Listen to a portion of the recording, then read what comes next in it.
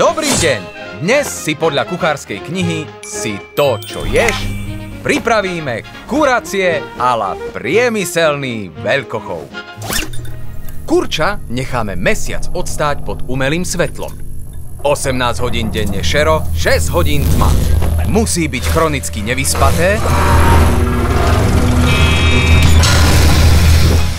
a teda chorobne hladné. Následne ho necháme smažiť sa vo vlastných výkaloch.